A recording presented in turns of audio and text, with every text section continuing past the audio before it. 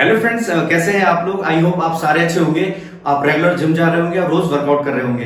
तो बेसिकली हमने जो लास्ट वीडियो में डिस्कस किया था कि हमें जिम कैसे स्टार्ट करना चाहिए, हमारा वर्कआउट प्लान क्या होना चाहिए और जो हमारे मेडिकल इश्यूज है वो हमें ट्रेनर के साथ कैसे डिस्कस करना चाहिए। और आज को जो हमारा टॉपिक है ये बहुत ही मेन टॉपिक है, बिकॉज हम लोग जिम जाते हैं अपने मसल्स को बिल्ड करने के लिए, सिक्स पैक पाने के लिए, अपने अच्छे पर्सनैलिटी के लिए।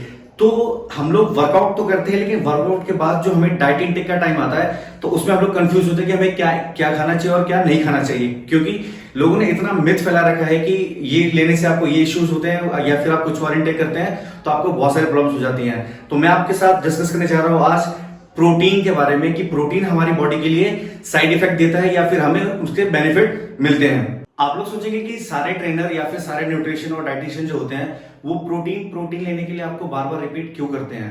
तो पहले हम ये पता कर लेते हैं कि हमारी बॉडी में प्रोटीन्स के क्या क्या काम होते हैं।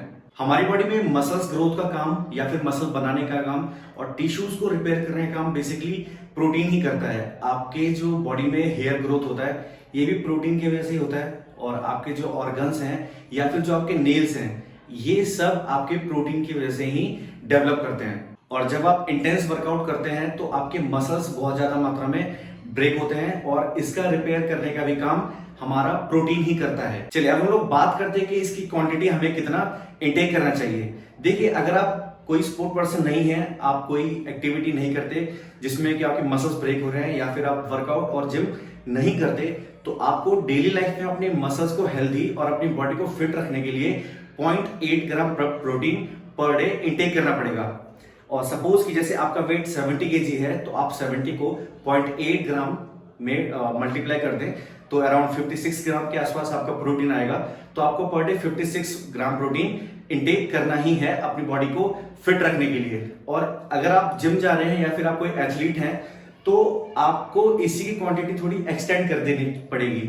जैसे कि आपका वेट 70 केजी ही है और अगर आपने जिम स्टार्ट कर लिया या फिर आप एथलीट के लिए जा रहे हैं और आप अगर रनिंग कर रहे हैं तो इसमें आपकी मसल्स जो है ज्यादा ब्रेक होगी, तो आपकी बॉडी को थोड़ा सा ज्यादा प्रोटीन इंटेक करना पड़ेगा। तो इस उसमें आपको 1.5 ग्राम प्रोटीन पर वेट लेना पड़ेगा। जैसे कि अगर आपका वेट 70 केजी है तो आप 70 केजी को 1.5 के अगर अकॉर्डिंग आप मल्टीप्लाई करेंगे तो अराउंड 103 और 105 के आसपास प्रोटीन आएगा। तो इससे आपकी बॉडी हेल्दी भी रहेगी, आपके मसल्स ग्रोथ होंगे, आपका जो है ऑर्गन्स फिट रहेगा और आप एनर्जेटिक फील करेंगे।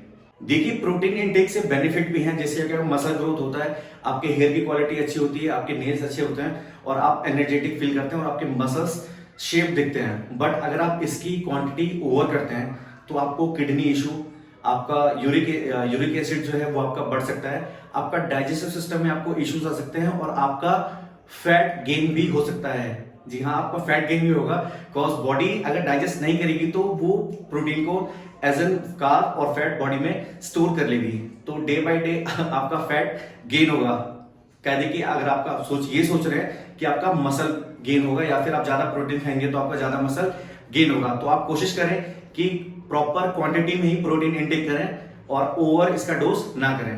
प्रोटीन इंटेक करने के सोर्स देखिए बहुत टाइप के होते हैं। कुछ लोग वेजिटेरियन होते हैं और कुछ लोग नॉन वेजिटेरियन होते हैं। जो वेजिटेरियन लोग होते हैं उनके लिए जो प्रोटीन का बेस्ट सोर्स होता है आपके बीन्स हो सकते हैं, आप ब्रोकली इंटेक कर सकते हैं, आप रूट्स ले सकते हैं, नट्स के थ्रू आप प्रोटीन इंटेक कर सकते हैं। और नॉन वेजिटेरियंस के लिए भी हमारे पास बहुत सारे सोर्स हैं, जैसे आप चिकन इंटेक कर सकते हैं, आप फिश इंटेक कर सकते हैं। फिश को बहुत ही अच्छा सोर्स माना जाता है प्रोटीन के लिए।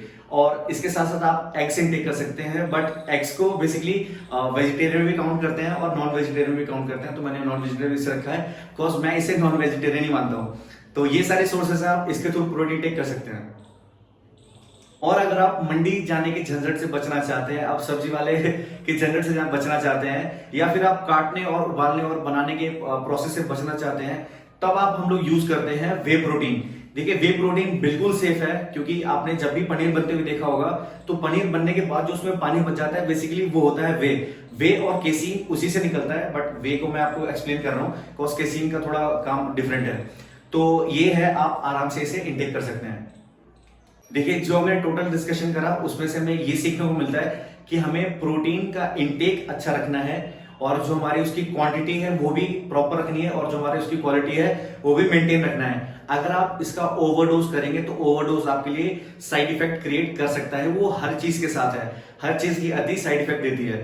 तो आप कोशिश करें कि अपने ट्रेनर से या फिर अपने न्यूट्रिशन से या फिर आपके अपने डाइटिशियन से अपने बॉडी के हिसाब से प्रोटीन और एक प्रॉपर डाइट प्लान बना के ही अपने वर्कआउट के बाद डाइट इंटेक करें। आई होप ये वीडियो आपको हेल्प करेगी कि हमें प्रोटीन किस टाइप से और कितना इंटेक करना चाहिए। तो अगर आपको ये वीडियो अच्छा लगा हो तो आप सब्सक्राइब करें, लाइक करें, कमेंट करें और अपने दोस्तों के साथ शेयर करें, ताकि मुझे आगे और वीडियोस बनाने के लिए मोटिवेशन मिलती रहे।